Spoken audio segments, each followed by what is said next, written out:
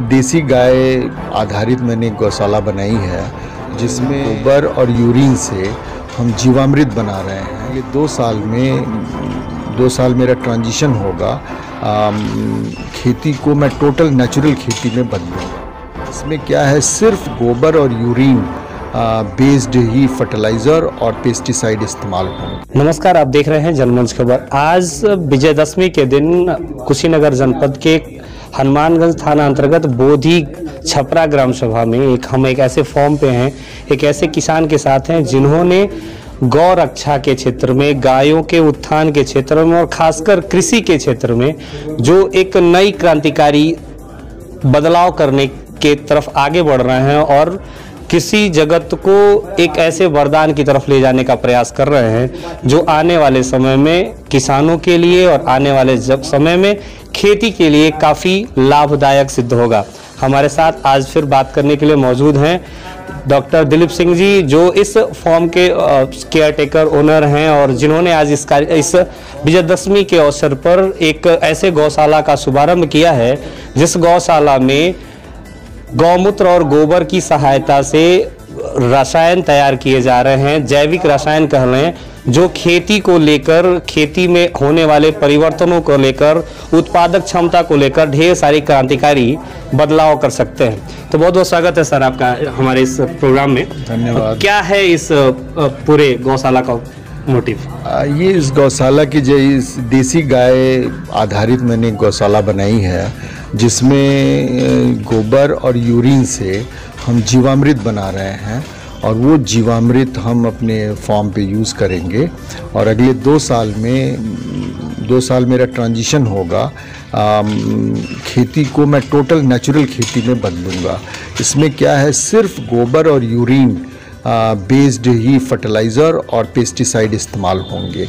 हम इसमें कोई भी केमिकल फर्टिलाइज़र जैसे यूरिया, पोटास, डीएपी या जो पेस्टिसाइड्स हैं केमिकल बेस्ड, वो नहीं इस्तेमाल करेंगे और टोटल हम ऑर्गेनिक करेंगे, जिससे कि जो हम प्रोड्यूस तैयार करें वो भी टोटल केमिकल फ्री हो और वो एक ग्लोबल स्टैंडर्ड का बने, जिसे हम ड्यू कोर्स में एक्सपोर्ट भी कर सकें। ये इसका कुल उद्देश्य है। अभी आपने उस कार्यक्रम के दौरान ये बताया कि आप किसी से प्रेरित होकर ये कार्यक्रम कर रहे हैं, क्या है उनका सिस्टम और कहाँ से आपने इस चीज़ को? ये डॉक्टर श्री सुभाष पालेकर, पद्मश्री मिला हुआ है उनको, उन्होंने ही इस तकनीक को विकसित किया है।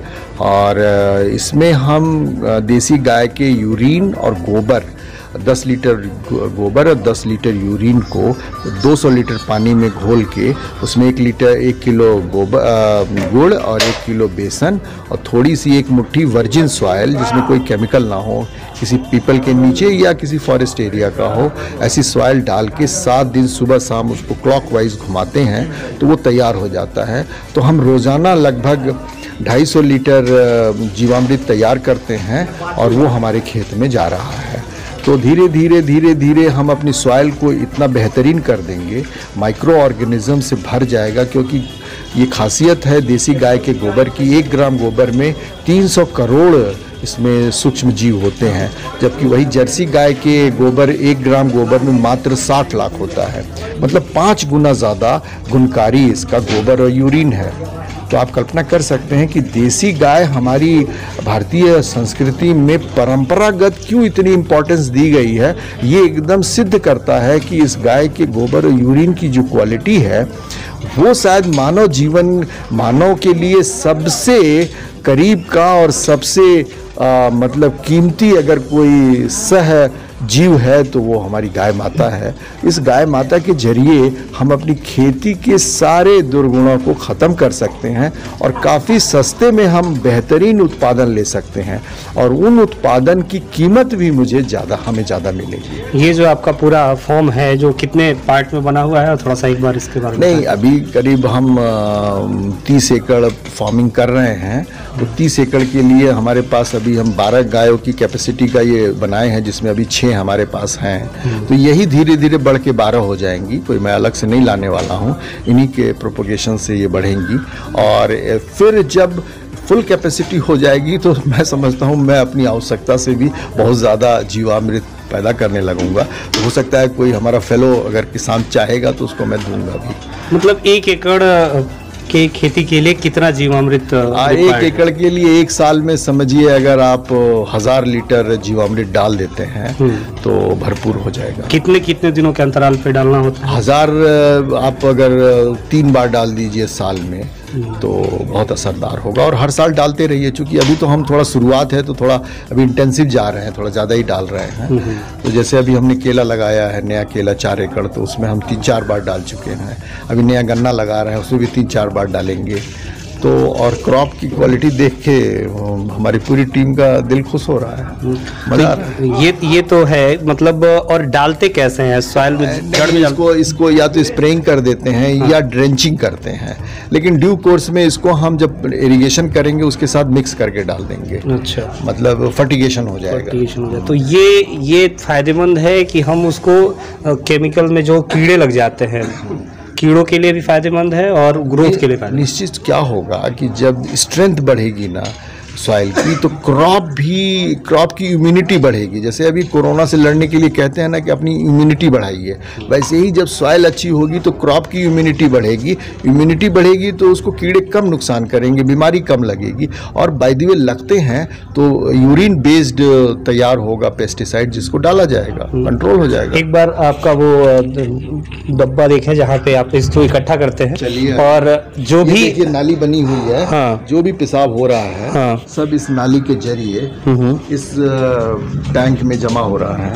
ये जो टैंक सामने बना हुआ है, ये टैंक बना हुआ है, हाँ, इसमें आ जाता है और इसके बाद हम इसमें से निकाल के इस टैंक में डाल देते हैं। इस टैंक में डाल 8 टैंक बने हुए हैं, हाँ। इस 8 में एक टैंक में मैं प्योर यूरिन रखता हूँ पेस्टिसाइड के लिए, और बाकी 7 में हर एक दिन एक नया भरा जाता है और उसके पहले एक को खाली करते हैं। तो एक हमें खाली में खेत में चला जाता है और एक नया भर देते हैं। तो रोजाना एक टैंक का प्रोडक्शन हम कर रहे हैं, जो लगभग 300 लीटर का ये टैंक है।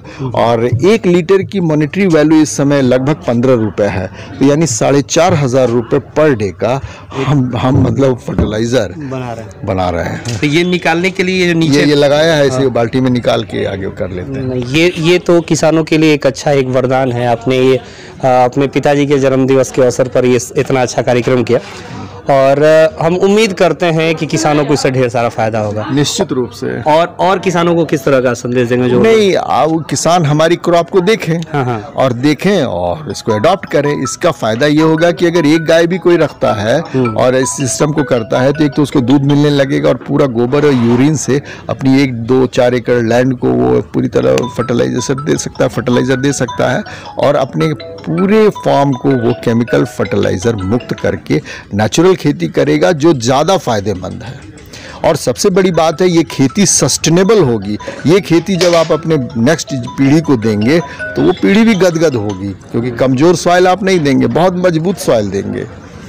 तो हमने समय दिया, इतने व्यस्त समय में समय दिया, आपका धन्यवाद। जो भी किसान इस वीडियो को देख रहे हैं और अगर आप यहाँ आकर इस मॉडल को अडॉप्ट करना चाहते हैं, इसके बारे में जानकारी लेना चाहते हैं, तो आप कुशीनगर जनपद के हनुमानगंज थाना के जस्ट पीछे इनका ये फॉर्म है। आप यहाँ कभी भी विजिट करके और इससे जानकारी प्राप्त कर सकते हैं और इससे मदद ले सकते हैं। हम उम्मीद करते हैं कि यह प्रयास आपका इस क्षेत्र के किसानों के लिए और देश विदेश के किसानों के लिए बेहतर साबित हो। जुड़े रहे जनमंच खबर के साथ। जनमंच खबर देखने के लिए धन्यवाद। जनमंच खबर देखने के लिए आपका धन्यवाद। हमारे चैनल को सब्सक्राइब करें, घंटी का बटन जरूर दबाएं, खबरों को शेयर करना ना भूलें। Like, comment, share and subscribe. जुड़े रहें जनमंच खबर के साथ।